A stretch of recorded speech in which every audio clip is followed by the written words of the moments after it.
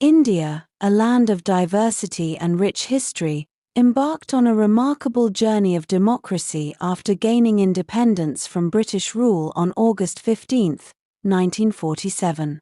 One of the pivotal moments in this journey was the first general election of independent India.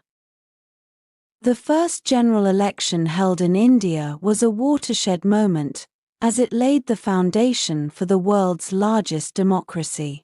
It was an opportunity for millions of Indians to exercise their right to vote and shape the destiny of their newly independent nation.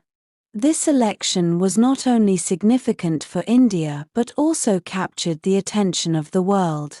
It showcased that a diverse and newly independent country could successfully conduct a free and fair election on such a massive scale. Jawaharlal Nehru wanted the general election to take place in the spring of 1951, and his urgency was understandable. India had waited for over 3 years for this new era of democracy to commence. The Election Commission of India, headed by Sukumar Sen, was responsible for organizing the massive electoral process. The commission had to register millions of voters, set up polling stations, and ensure a fair and transparent election. The electoral process involved several stages, such as voter registration, candidate nominations, campaign rallies, and actual voting. The Election Commission of India faced numerous challenges in organizing the election, such as the vast geographical expanse of the country, limited infrastructure in rural areas, and the need to ensure security and fairness throughout the process. The Commission conducted an extensive voter registration drive, reaching out to millions of eligible voters. This included both men and women, with women's participation being a significant milestone in a society where they had been marginalized for centuries. The first phase in the Great Election was to enumerate the lists of eligible voters to fashion the electoral rolls for the entire country. This was a task of the greatest magnitude, for over 173 million names had to be compiled and entered. This meant reaching remote regions, tribal areas, and diverse communities across the country to include every eligible individual. Enumerators visited households and collected relevant data from individuals to establish their eligibility. This data included personal details such as name, age, gender, address, and other necessary information. Once the verification process was complete, eligible voters' names were entered into the electoral rolls. The electoral process involved the nomination of candidates by political parties, campaigning through rallies and public meetings, and the printing and distribution of ballot papers. India's diverse population posed unique challenges in terms of representation. To address this, the election introduced the concept of reserved constituencies, ensuring representation for scheduled castes, formerly untouchables, and scheduled tribes, who were historically marginalized.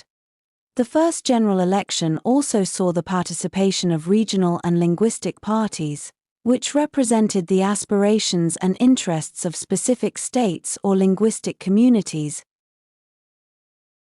The first general election witnessed the emergence of several political parties, each with its own ideologies and visions for the nation.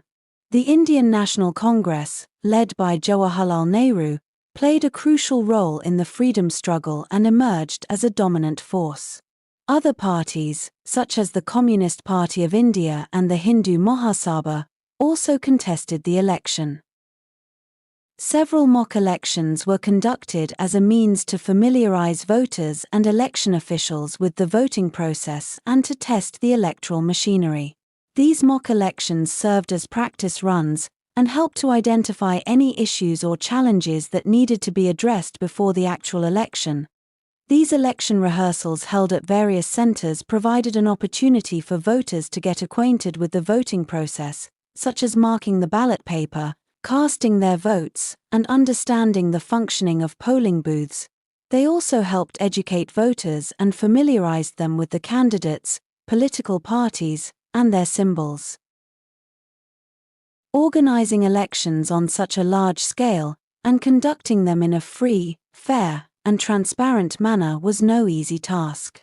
One of the initial challenges was India's vast population, which stood at 360 million at that time. When the constitution was enacted, India embraced universal adult suffrage, making 173 million people above the age of 21 eligible to vote. However, 85% of this eligible population was illiterate. This posed a significant challenge in identifying, naming, and registering voters. To address this, the election introduced the use of symbols to represent political parties, enabling illiterate voters to identify their preferred candidate. Finalizing parliamentary constituencies relied on the census data, which was only available in 1951. Under the 1950 Act, a voter had to be residing in India for a minimum of 180 days and be 21 years of age to vote. However, due to prolonged partition violence, refugees continued to arrive in India post-independence. To include these refugees in the franchise, the Secretariat of the Constituent Assembly decided to register all refugees on the electoral rolls.